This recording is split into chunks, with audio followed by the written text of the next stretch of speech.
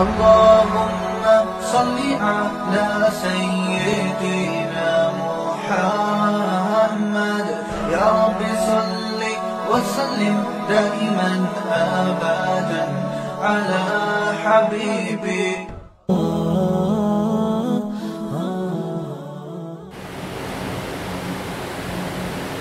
الحمد لله نحمده ونستعينه ونستغفره ونؤمن به ونتوكل عليه ونعوذ بالله من شرور أنفسنا ومن سيئات أعمالنا من يهده الله فلا مضل له ومن يضلله فلا هادي له ونشهد أن لا إله إلا الله وحده لا شريك له ونشهد أن سيدنا ومولانا محمدا عبده ورسوله أرسله إلى كافة للناس بشيرا ونذيرا وداعيا إلى الله بإذنه وسراجا منيرا. أما بعد فأعوذ بالله من الشيطان الرجيم. بسم الله الرحمن الرحيم. يرفع الله الذين آمنوا منكم والذين أوتوا العلم درجات. صدق الله العلي العظيم وصدق رسوله النبي الحبيب الكريم ونحن على ذلك لمن الشاهدين والشاكرين والحمد لله رب العالمين. درود شریف پڑھیں. اللهم صل على محمد وعلى آل محمد كما صليت على إبراهيم وعلى آل إبراهيم إنك حميد مجيد. اللهم بارك على محمد وعلى آل محمد كما باركت على إبراهيم وعلى آل إبراهيم إنك حميد مجيد. رب اشرح لي صدري ويسر لي أمري واحلل عقدة من لساني يفقهوا قولي. اللہ جل جلالہ ساری کائنات کے خالق ہیں، مالک ہیں، رازق ہیں. اللہ تعالیٰ نے ساری کائنات کو بنایا ہے. اللہ تعالیٰ ساری کائنات کے نظام کو چلا رہی ہے. اللہ تعالیٰ کی بے شمار نعمتیں ہیں. اللہ تعالیٰ کی نعمتوں میں سے شریعت مطہرہ بہت بڑی نعمت ہے. اللہ تعالیٰ نے ہمیں قدم قدم پر رہبری اور رہنمائی فرمائی ہے. شریعت کے پہنچانے کے لیے اللہ تعالیٰ نے علماء کرام کو انبیاء کا نائب اور وارث بنایا ہے. علماء کرام کی شان سے متعلق گزشتہ جمعے بھی کچھ عرض کیا تھا. آج اسی سے متعلق تھوڑا سا بیان اور ہوگا.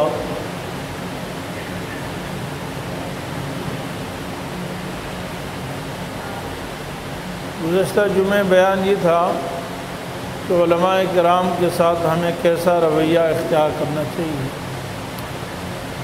اسی مضمون کا اگلا حصہ یہ بھی ہے. بہت سارے لوگ علماء کرام کی بہت ساری باتوں میں وہ کہتے جی ہماری سمجھ نہیں آتی. اور بہت سارے لوگ تو ایسے ہوتے ہیں کہ ان کی بہت ساری باتیں انہوں نے ایسی رکھی ہوتی ہیں اور وہ کہتے میں نے ہر عالم سے پوچھ لیا مجھے کوئی سمجھا نہیں سکا. گویا کہ سارے علماء کو سمجھ نہیں آتی ہے. تو یہ بات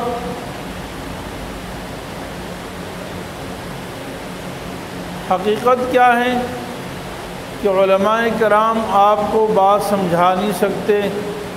ایک تو یہ اس کا پہلو ہے لیکن اس کا دوسرا پہلو زیادہ قرین قیاس یہ ہے کہ آپ کا دماغ اتنا بھاری ہے، آپ اتنے کم عقل ہیں کہ آپ کو کسی کی بات سمجھ نہیں آتی۔ یہ بھی تو ہو سکتا ہے نا، یعنی بجائے اس کے کہ جن لوگوں نے پوری زندگی دین سیکھا، دین پڑھا، دین سمجھا، دین کے لیے اپنے زندگی کو وقف کیا، آپ یہ کہیں کہ سارے علماء مجھے بات نہیں سمجھا سکے، تو اس سے آسان بات یہ نہیں ہے کہ ہم یہ کہیں کہ تیرا دماغ اتنا یعنی بیکار ہے، کند ہے کہ کسی عالم کی بات تیرے دماغ میں آتی نہیں۔ یہ زیادہ قرین قیاس ہے۔ تو یہ ضروری نہیں ہے کہ میں جب تک بات نہیں سمجھوں گا دین کی اس وقت تک میں علماء کو ماننے کے لیے تیار نہیں ہوں یا علماء پر میں جیسے چاہوں اعتراض کروں۔ بہت دفعہ ایسا ہوتا ہے کہ ایک آدمی دوسرے پہ اعتراض کر رہا ہوتا ہے، غلط سمجھ رہا ہوتا ہے، حالانکہ خود غلطی پہ ہوتا ہے۔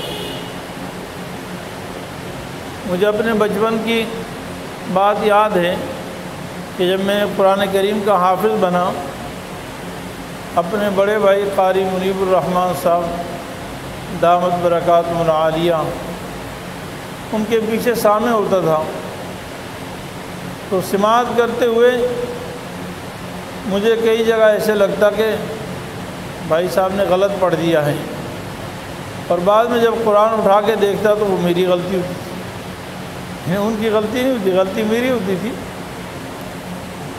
اس لیے علماء پر اعتراض کرنے سے پہلے یہ سمجھنا چاہیے، غور کرنا چاہیے کہ بھائی جس بات میں تم اعتراض کر رہے ہو یا جو بات تمہاری سمجھ میں نہیں آتی، اس کی پہلے تحقیق ہو جائے کہ غلطی کیا علماء کی ہے یا غلطی آپ کی ہے، اور زیادہ قرین قیاس یہ کہ آپ کی غلطی ہو۔ اگر آپ کی غلطی تو اس کی اصلاح ہونی چاہیے۔ بہت دفعہ ہمارا طریقہ کار یہ ہوتا ہے کہ جب ہم کوئی نیا مسئلہ، کوئی نئی بات علماء سے ہمارے سامنے یعنی ظاہر ہو جائے تو ہم فوراً کہتے ہیں یار یہ کیا بات کر دی، یہ تو کوئی طریقہ نہیں ہے، ہم نے تو کبھی ایسا دیکھا نہیں ہے، یہ کہاں سے بات آ گئی، ہم تو اس کو ماننے کے لیے تیار نہیں۔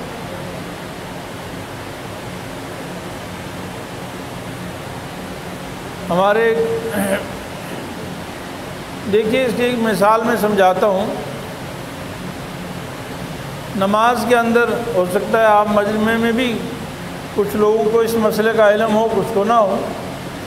سجدہ تلاوت کی آیت جب نماز میں آتی ہے تو اس کے بعد ہم سجدہ تلاوت کرتے ہیں، پھر کھڑے ہو کے آگے تلاوت کرتے ہیں۔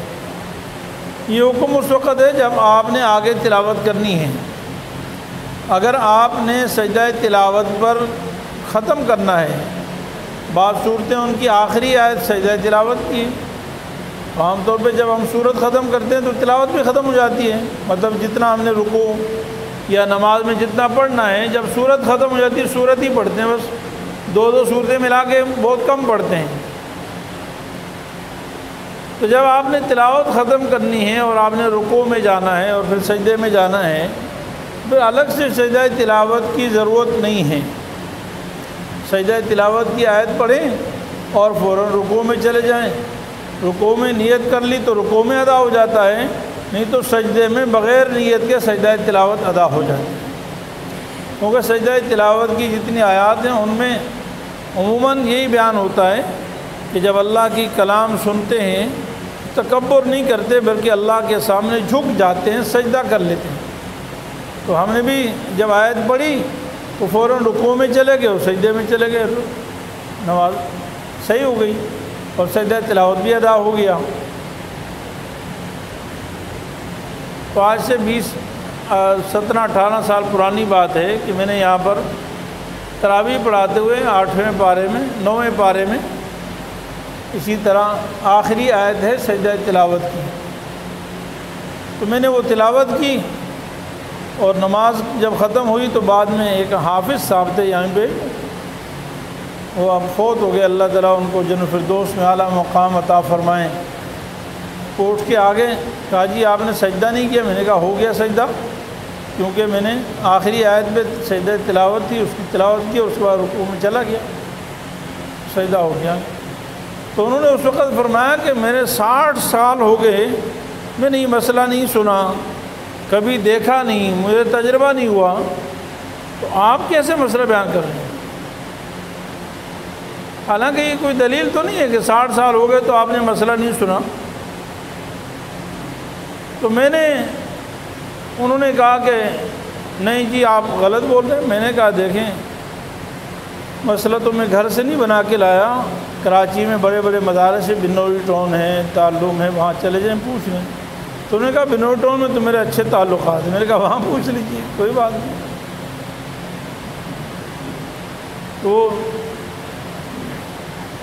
پھر وہ نماز جب بالکل ختم ہو گئی، بعد میں پھر میرے پاس آ گئے، پھر وہ یہ کہنے لگے آپ میری بات مان لیں، بلکہ صبح پھر آئے کہ میں جو ہے یہ مسئلہ آپ نے غلط کیا ہے رات۔ میں نے 60 سال سے میں حافظ قرآن بھی ہوں، 60 سال میری عمر ہے، تو میں نے کبھی یہ مسئلہ سنا نہیں ہے اور دیکھا نہیں ہے۔ پھر میں نے ان سے ایک بات کہی، میں نے کہا محترم آپ کو 60 سال میڈیکل اسٹور چلانے میں ہوئے ہیں، آپ کو علم دین پڑھنے پڑھانے میں نہیں ہوئے ہیں، یہ بھی سمجھنا چاہیے نا بھائی۔ اب ہماری زندگی پوری زندگی کاروبار میں، بزنس میں، ملازمتوں میں، زراعت میں، مختلف کاموں میں گزرتی ہے۔ دین کا مسئلہ تو کہیں مولوی صاحب زبردستی ہمارے کانوں میں گھسیڑ دیں، بڑی مہربانی اس کی، جمعے میں بیان کر دے، ورنہ تو ہم تیار نہیں ہیں، دین سمجھنے کے لیے ہمارے پاس وقت نہیں ہے۔ سب سے کم وقت ہمارے پاس کیا ہے کہ مولوی صاحب کا بیان سنیں یا درس قرآن سنیں یا درس حدیث سنیں۔ عام لوگ تو عام لوگ ہیں، جو دیندار طبقہ ہے وہ بھی یہ سمجھتا ہے کہ میری داڑھی ہے، میں بس دیندار ہوں، تو اب مجھے مزید قرآن کو سننے کی، سمجھنے کی اور درس قرآن اس کی ضرورت نہیں ہے۔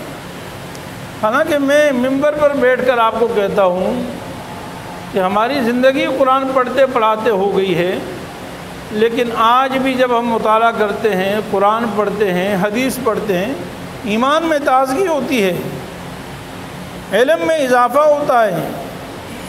یہ کیسے کہا جا سکتا ہے کہ جی مجھے اب علم کی ضرورت نہیں ہے؟ علم کی تو کبھی انتہا ہے ہی۔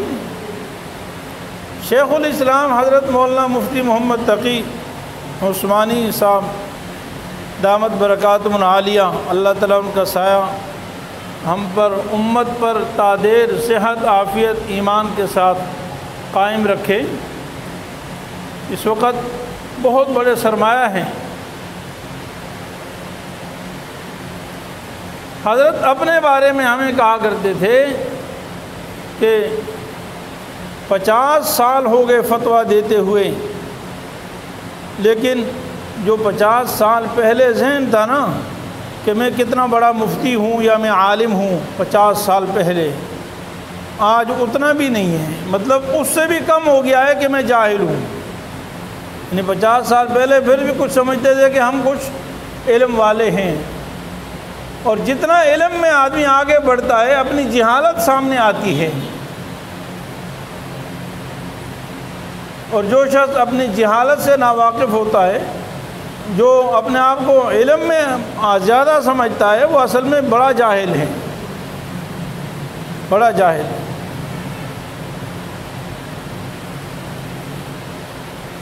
شعبہ فلکیات کے بہت بڑے ماہر اسحاق مرزا صاحب سے آج سے تقریباً یعنی 95 کی بات ہے، 1995 میں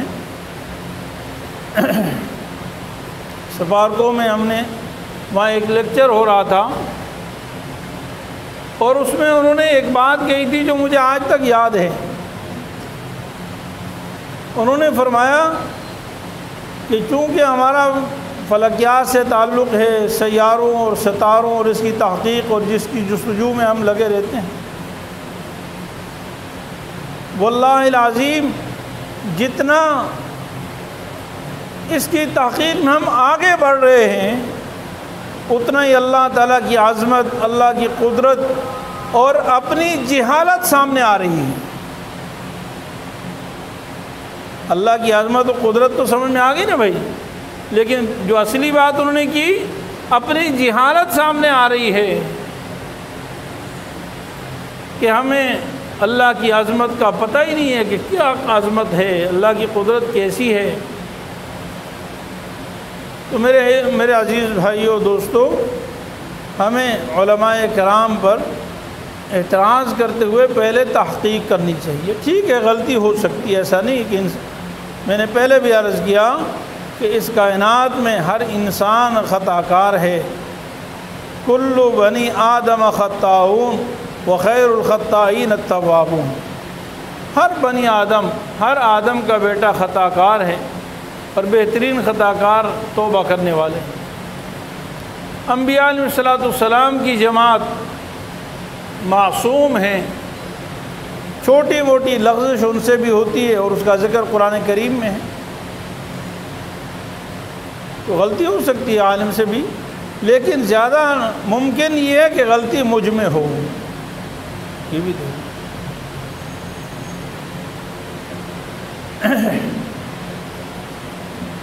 حضرت سیدنا موسیٰ علیہ السلام اور حضرت خضر علیہ السلام کا واقعہ قرآن کریم میں بڑی تفصیل سے موجود ہے۔ حضرت خضر علیہ السلام نے حضرت موسیٰ علیہ السلام جب ان سے علم حاصل کرنے گئے، یعنی دونوں پیغمبر ہیں، حضرت خضر علیہ السلام شرعی پیغمبر ہیں، تشریعی پیغمبر ہیں، اور حضرت خضر علیہ السلام تکوینی پیغمبر ہیں۔ علم تشریعی یہ ہوتا ہے جو اس پر ہم عمل کرتے ہیں، انسانیت کے لیے رہبر، اور علم تکوینی جو کائنات کی علم ہوتا ہے کہ آج بارش ہوئی تو اس میں کیا فائدہ ہے، بارش نہ ہونے میں کیا فائدہ ہے، گرمی بڑھ گئی اس میں کیا حکمت ہے، موت و حیات میں کیا حکمت، ہر چیز کی حکمت یہ علم تکوینی ہوتا ہے۔ حضرت خضر علیہ السلام کو علم تکوینی حاصل، لیکن حضرت خضر علیہ السلام نے وقت کے پیغمبر کو علم حاصل کرنے کے لیے، فائدہ حاصل کرنے کے لیے یہ شرط لگائی تھی کہ دیکھو بھائی میرے کاموں پہ اعتراض نہیں کرنا، میرے کاموں پہ اعتراض نہیں۔ بہت سارے لوگ علماء کی بات سنتے ہیں لیکن وہ تنقیدی نگاہ سے سن رہے ہوتے ہیں، وہ سنتے ہیں کہ مولوی صاحب کون سی بات صحیح کہہ رہے ہیں غلط کہہ رہے ہیں، جو اس کی دماغ میں صحیح لگتی ہے اس کو کہتا ہے ہاں سواد ٹھیک ہے، اور وہ جاتے ہوئے آخر میں کہتا ہے یہ بات مولوی صاحب کی کیا تھی، یہ غلط، یہ صحیح نہیں بھائی، یہ اس کو استفادہ فائدہ نہیں ہوتا اس سے، علمی فائدہ، یعنی پیغمبر ہیں دونوں، لیکن حضرت خضر علیہ السلام حضرت موسیٰ علیہ السلام سے فرما رہے ہیں قال فإن اتبعتني فلا تسألني عن شيء حتى أحدث لك منه ذكرا، جب تک میں خود بیان نہ کر دوں اس کی حکمت، اس کی وجہ، تم نے مجھ سے پوچھنا نہیں ہے۔ علمی فائدے کے لیے اعتماد ضروری ہے۔ پہلے آپ اپنا استاد، اپنا رہبر، اپنا مقتدا ایسا چن لیں جو شریعت پر چلنے والا ہو، متبع سنت ہو، پھر جب اعتماد کر لیا تو پھر اندھا اعتماد کرنا چاہیے، الا یہ کہ پھر بات بات پہ اشکال، بات بات پہ شبہ، بات بات پہ اعتراض، بدگمانی، یہ نہیں ہونا چاہیے۔ ہاں الا یہ کہ بالکل قرآن و حدیث کے خلاف، نص قطعی کے خلاف، اور ایسا تو بہت ممکن، بہت کم ہے ایسا، تو پھر ان کی اتباع کرنی چاہیے۔ قرآن کریم میں جیسے اللہ تعالیٰ نے ارشاد فرمایا نا اہدنا الصراط المستقیم صراط الذین انعمت علیہم، حضرت مفتی شفیع صاحب رحمۃ اللہ علیہ فرماتے ہیں کہ اللہ تعالیٰ نے سورہ فاتحہ میں ہمیں دو راستے بتائے ہیں، ایک کتاب اللہ کا راستہ، پھر کتاب اللہ سے اللہ کے بندوں کو پہچان لو، اور پھر جب اللہ کے بندے پہچان لیے کہ کون اللہ والے ہیں، کتاب اللہ کی روشنی میں قرآن پر چلنے والے، سنت کی اتباع کرنے والے، شریعت پر چلنے والے علماء جب پہچان لیے تو اب ان کا راستہ اختیار کر لو، ان کے نقش قدم پر چلو، یعنی ان کو گویا کہ آپ کے لیے رہبر بنا دیا ہے، ان کو آپ کے لیے نمونہ بنا دیا ہے، اب ان پر ایسا اعتماد کرو، ان کے راستے پر چلو۔ صحابہ اکرام رضوان اللہ علیہم اجمعین کے لیے بھی رسول اللہ صلی اللہ علیہ وسلم نے یہی فرمایا کہ ما انا علی و اصحابی، میرے راستے پر چلو اور میرے صحابہ کے راستے پر چلو۔ تو میں عرض کر رہا تھا کہ حضرت خضر علیہ السلام نے یہ شرط لگائی تھی اور پھر 3 واقعات پیش آئے، بڑی تفصیلی 3 کام کیے۔ حضرت موسیٰ علیہ السلام نے تینوں پر اعتراض کیے، حالانکہ تینوں شریعت کے اعتبار سے صحیح تھے، یعنی اس کی جب وجوہات بیان فرمائی اور جب حقیقت ہے کہ حضرت خضر علیہ السلام کو اللہ نے علم تکوینی عطا فرمایا ہے اور وہ جو کچھ کر رہے تھے اللہ کے حکم سے کر رہے تھے، تو اسی میں خیر تھی، اسی میں حکمت تھی۔ نبی کریم صلی اللہ علیہ وسلم نے ارشاد فرمایا کاش ہمارے بھائی موسیٰ ذرا اور صبر کر لیتے اور ہمیں تکوینی علوم کے بارے میں کچھ اور پتہ چل جاتا، یعنی موسیٰ علیہ السلام نے جلد بازی کی اور صبر نہیں کیا۔ انسان صبر سے کام لیتا ہے، علمی فائدہ زیادہ ہوتا ہے، اور جلد بازی سے نقصان ہو جاتا ہے۔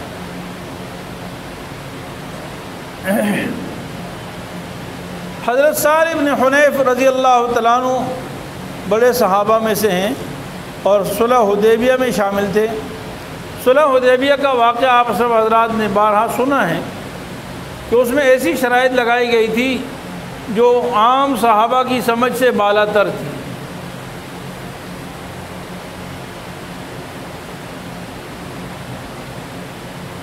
بعد کے زمانے میں حضرت سعد بن حنیف رضی اللہ تعالیٰ عنہ لوگوں کو یہ ترغیب دے رہے ہیں، سمجھا رہے ہیں، سمجھاتے ہوئے کہہ رہے ہیں کہ دیکھو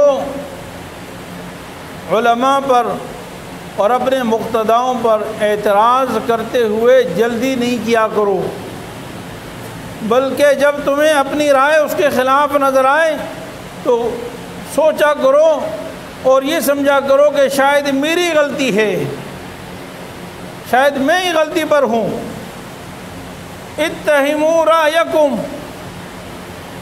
اور پھر فرماتے ہیں صلح حدیبیہ میں ایک واقعہ پیش آیا تھا، جن شرائط میں سے ایک شرط یہ تھی کہ مشرکین مکہ میں سے کوئی اگر مسلمان ہو کر مدینہ آ جائے یا صحابہ کے پاس آ جائے تو ان کو واپس کرنا پڑے گا، اور مسلمانوں میں سے کوئی اگر چلا جائے تو وہ واپس نہیں کرے گا۔ عجیب، بالکل یعنی شرائط میں اعتدال، توازن نہیں تھا۔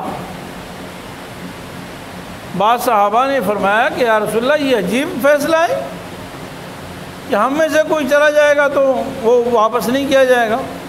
رسول اللہ صلی اللہ علیہ وسلم نے اس کی وجہ بھی بیان فرمائی، فرمایا جو ہم سے چلا گیا مطلب مرتد ہو گیا تو بھائی اس کو تو دفع کرو نا، اس کو کیا کرنا ہے، ہمیں ضرورت اس کی، جو مرتد ہو گیا تو اللہ نے اس کو ہم سے دور کر دیا، وہ منافق تھا، وہ ہمارے اندر رہتا تھا، ہمیں اس کی ضرورت نہیں ہے، اور باقی رہ گیا جو مسلمان ہو کر ہمارے پاس آ گیا تو فرمایا کہ اللہ خالق ہیں، مالک ہیں، اللہ سے مجھے امید ہے کہ وہ اس کے لیے ضرور کوئی نہ کوئی آسانی کا، تنگی سے نکلنے کا راستہ بنا دیں گے، بس اللہ پر اعتماد ہے۔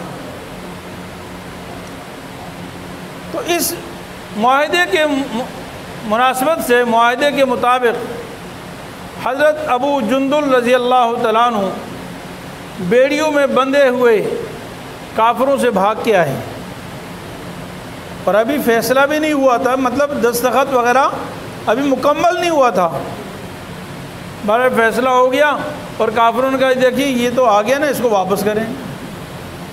اب صحابہ نے بھی یہ کہا کہ دیکھیں یہ تو ابھی تو فیصلہ ہوا نہیں نا، یہ تو پہلے آ گئے ہیں اور بیڑیوں میں بندھے ہوئے ہیں، اسلام کا نعرہ لگاتے ہوئے ہے، نعرہ تکبیر، اللہ کی وحدانیت کا اعلان کر رہے ہیں، لا الہ الا اللہ۔ رسول اللہ صلی اللہ علیہ وسلم نے مشرکین مکہ کی بات مانی اور اس کو واپس کروا دیا۔ حضرت ابو جندل رضی اللہ، حضرت سہل بن حنیف رضی اللہ صحابی رسول فرماتے ہیں کہ اگر میں زندگی میں کوئی ایسا موقع جس میں رسول اللہ صلی اللہ علیہ وسلم کو نعوذ باللہ جھٹلا دیتا، یعنی کسی بات پر مجھے ایسی نفرت ہوئی ہو، دین کی کسی بات پر مجھے اتنی بری لگی ہو، طبیعت کے خلاف ہو، اگر کوئی بات تھی زندگی میں کہ میں حضور صلی اللہ علیہ وسلم کو جھٹلا سکتا تھا تو میں اس دن ضرور حضور صلی اللہ علیہ وسلم کو جھٹلاتا، لیکن بڑی مشکل سے میں نے اپنے ایمان پر قابو کیا اور میں نے مرتد ہونے سے بچ گیا، ورنہ یہ عمل ظاہراً ایسا تھا کہ مجھے بالکل غلط لگ رہا تھا، نعوذ باللہ من ذالک۔ لیکن پھر خود سہل بن حنیف فرماتے ہیں کہ حقیقت یہ ہے کہ بعد میں ہمیں پتہ چلا کہ رسول اللہ صلی اللہ علیہ وسلم کی اور اللہ کی بات سچی تھی اور ہماری بات جھوٹی تھی، اللہ اور اس کے رسول کی بات سچی تھی اور ہماری بات جھوٹی تھی۔ تو اس لیے حضرت سہل بن حنیف رضی اللہ عنہ فرماتے ہیں بھائی جب تمہیں علماء کے بارے میں، صلحاء کے بارے میں، اولیاء کے بارے میں بدگمانیاں ہوں تو اپنے آپ کو ہی متہم کر لیا کرو، یہ زیادہ بہتر ہے بنسبت اس کے کہ علماء پہ برا بھلا کہو، ان پہ الزام لگاؤ، ان پہ اعتراض کرو، ان کی بدنامی کا سبب بنو، یہ نہیں کرو، بلکہ اپنے آپ کو متہم کر لو۔ حضرت سیدنا عمر فاروق رضی اللہ تعالیٰ عنہ کا واقعہ وہ بھی سب کے سامنے ہے۔ بڑے صحابہ میں سب سے زیادہ پریشان جو شخصیت تھے وہ حضرت عمر فاروق رضی اللہ عنہ تھے۔ تمام احادیث کی کتابوں میں ہیں، آپ حضرت نبی کریم صلی اللہ علیہ وسلم کے پاس آئے اور کئی سوالات کیے، یا رسول اللہ کیا آپ اللہ کے نبی سچے نہیں ہیں؟ کیا آپ کا دین سچا نہیں ہے؟ کیا ہم میں سے جو مر جائیں گے وہ جنت میں نہیں جائیں گے؟ کیا کافر جو مریں گے وہ جہنم میں نہیں جائیں گے؟ کیا اللہ تعالیٰ نے وعدہ نہیں کیا کہ یہ دین غالب ہو کر رہے گا؟ آپ صلی اللہ علیہ وسلم ہر بات کے فرماتے بالکل ایسے، بالکل ایسے، بالکل ایسے۔ تو حضرت عمر رضی اللہ عنہ نے فرمایا کہ یا رسول اللہ پھر یہ کیا ہم ذلت اور خواری برداشت کر رہے ہیں؟ کافروں کی اس طرح کے یعنی شرائط ہم مان رہے ہیں جس میں ہماری ذلت ہے۔ آپ صلی اللہ علیہ وسلم فرمایا کہ نہیں عمر، اس میں خیر ہے، اس میں خیر ہے، اللہ نے مجھے نبی بنا کر بھیجا ہے، وہ میری مدد ضرور کرے گا، میں جو کہہ رہا ہوں اس کی رائے پر کہہ رہا ہوں، وہ میرا مددگار ہے۔ پھر حضرت عمر رضی اللہ عنہ حضرت ابوبکر صدیق رضی اللہ عنہ کے پاس گئے اور وہ سارے سوالات جو نبی کریم صلی اللہ علیہ وسلم سے فرمائے تھے وہ سارے حضرت ابوبکر صدیق سے کیے، اور ابوبکر صدیق رضی اللہ عنہ نے وہی جوابات دیے جو نبی کریم صلی اللہ علیہ وسلم نے دیے، اور آخر میں یہی فرمایا کہ جب اللہ کے نبی کر رہے ہیں تو پھر اللہ اس میں خیر ہی فرمائیں گے، اللہ اپنے نبی کی ضرور مدد فرمائیں گے۔ رائے کی مخالفت تھی، ماننے کے لیے ذہن تیار نہیں تھا۔ پھر آپ صلی اللہ علیہ وسلم نے سارے صحابہ سے فرمایا کہ چلو بھائی احرام کھول لو، واپس جاتے ہیں مدینہ۔ ایک صحابی بھی احرام کھولنے کے لیے تیار نہیں، عملاً ایک صحابی بھی ایسا نہیں جو آگے بڑھا اور اس نے احرام کھولا ہو، احرام کھولنے کے لیے تیار نہیں۔ حضرت میری اور آپ کی ماں سیدہ ام سلمہ رضی اللہ عنہا نے آپ صلی اللہ علیہ وسلم کو ایک حکمت بتائی کہ یا رسول اللہ پہلے آپ احرام کھولیں، آپ میدان میں آئیں اور آپ جو ہے اپنی جانور کو ذبح کریں اور اپنا سر منڈوا دیں، بس جب یہ عمل صحابہ دیکھیں گے تو پھر سارے صحابہ کر لیں گے۔ اس لیے کہ اب تک صحابہ کو یہ امید ہے کہ شاید ہم مکہ جائیں اور عمرہ بھی کریں یا جہاد کریں، اور صحابہ اس امید سے احرام کھولنا نہیں چاہتے۔ چنانچہ رسول اللہ صلی اللہ علیہ وسلم آگے بڑھے اور جانور ذبح کیا اور پھر جو اپنا سر منڈوا دیا، تو سارے صحابہ نے بھی عمل کر لیا۔ تو میں عرض یہ کر رہا ہوں، حضرت عمر رضی اللہ تعالیٰ عنہ کا یہ جو واقعہ ہے، اس پر حضرت عمر، بخاری شریف میں حدیث ہے کہ میں نے لمبا زمانہ روزے رکھے نفلی اور کثرت سے قرآن کریم کی تلاوت کی، اور بہت لمبا زمانہ میں اللہ سے معافی مانگتا رہا، اتنی میں نے اللہ سے معافی مانگی، اتنی میں نے روزے رکھے اللہ سے گناہ کے معافی، اور اتنی نفل نمازیں پڑھی کہ مجھے یقین ہو گیا کہ اللہ تعالیٰ میری اس لغزش کو معاف فرما دیں گے۔ یعنی یہ جو میری رائے کی مخالفت تھی نا، حضرت سہل بن حنیف رضی اللہ عنہ بڑے صحابی ہیں، وہ فرماتے ہیں کہ بھائی ان احادیث سے سبق حاصل کرو، مقتدا، رہبر اور رہنما۔ آج کل ہمارا مزاج کیا ہے کہ علماء کی کوئی بات ملے اور پھر ہم اس پر کیا سے کیا کیچڑ اچھال دیتے ہیں، اعتراض کرتے ہیں، اور حقیقت تک بعض دفعہ پہنچنے میں حقیقت بھی ایسے نہیں ہوتی بعض دفعہ۔ تو بہرحال یہ علماء رسول اللہ صلی اللہ علیہ وسلم کے وارث ہیں، ان کی بڑی قربانیاں ہیں، ان کا اس پیشے کو اختیار کرنا ہی بڑی قربانی ہے بھائی، ورنہ قیامت کی نشانیوں میں سے ایسا ہے کہ بھری مسجد میں کوئی نماز پڑھانے والا نہیں ہوگا، اور ابھی بھی امام موجود نہ ہو تو بھری مسجد میں کوئی نہیں ہوتا، بھری مسجد میں کوئی نہیں ہوتا۔ یہ علماء جو اس فن میں لگے ہوئے ہیں، ہمارے اعتبار سے معاشی ان کی زندگی کتنی ہوتی ہے، ہم سب کھاتے پیتے ہیں، ہمارے بیوی بچے ہیں، ان کا رہن سہن کیسا ہوتا ہے، ان کے زندگی کیسے ہوتی ہے، ہم اس کا تصور بھی نہیں کر سکتے۔ ہمارے مؤذن صاحب، سابقہ مؤذن صاحب، اللہ تعالیٰ ان کو زندگی دے، ایک دفعہ ہمارے نمازی نے، ان کا یہ گھر تھا، یہ آپ سب دیکھ سکتے ہیں کیسا گھر ہے، تو اس گھر کے پاس کھڑے ایک نمازی نے کہہ دیا کہ جی یہاں مزے سے سو رہے ہیں، کھا رہے ہیں، پی رہے ہیں، اور قبضہ کیا ہوا ہے مکانوں پر۔ تو میں نے ان سے کہا کہ وہ تو 35 سال سے یہاں رہ رہے ہیں، آپ ایک رات کے لیے اپنے بیوی بچوں کو اس مکان میں رکھ لیں، ایک رات کے لیے آپ اپنے بیوی بچوں کو اس مکان میں رکھیں، کیا آپ کے بیوی بچے اس مکان میں ایک رات گزارنے کے لیے تیار؟ ہمارے ائمہ، ہمارے علماء، ہمارے مؤذنین، ہمارے خادمین کی زندگی ایسی ہوتی ہے۔ ہم میں سے کوئی شخص ان کے گھر میں بیٹھنے تک گوارا نہیں کر سکتا کہ ان کے بیٹھک میں جا کے بیٹھ لیں کہ ان کی بیٹھک کیسی ہے، ان کا رہن سہن کیسا ہے۔ ان کے ہاں جب ہمارے گھروں میں بیڈ ہیں، صوفے ہیں، بڑی بڑی چیزیں ہیں، کیا کبھی سوچا ہمارے علماء کے پاس کتنی چیزیں ہوتی ہیں؟ اور ہمیں نظر آتا ہے بس مولوی صاحب جب مسجد میں آئیں تو 10 سیکنڈ لیٹ آئیں، کبھی پیچھے کبھی آگے، اعتراض کون سا مل گیا، کہیں شلوار نیچے تو نہیں ہو گئی، چلو پکڑ لیں اس کو بھائی، کوئی اور اعتراض مل جائے بھائی۔ آج مولوی صاحب تو پارک میں جا رہے تھے، آج تو مولوی صاحب کلفٹن میں گھوم رہے تھے، اوہو آج تو بازار میں بیوی کے ساتھ جا رہے تھے، چلو بھائی یہ بھی بڑا اعتراض۔ الامان والحفیظ، بھائی میں خود اس کا محتاج ہوں۔ اللہ رب العالمین اپنے فضل و کرم سے ہم سب کو امت کے علماء کی قدردانی کی توفیق عطا فرمائے، علماء کی عزت و احترام اللہ ہمارے دلوں میں پیوستہ فرمائے۔ میرے عزیز بھائیوں، اگر علماء کے دلوں میں بھی علماء کی وقت نہیں ہوگی تو نسلوں میں علماء نہیں پیدا ہوں گے۔ میں خود اس کا محتاج ہوں، یہ نہیں کہ میں آپ کو صرف کہہ رہا ہوں بھائی۔ اللہ رب العالمین ہمیں شریعت مطہرہ پر صحیح عمل کرنے کی توفیق عطا فرمائے۔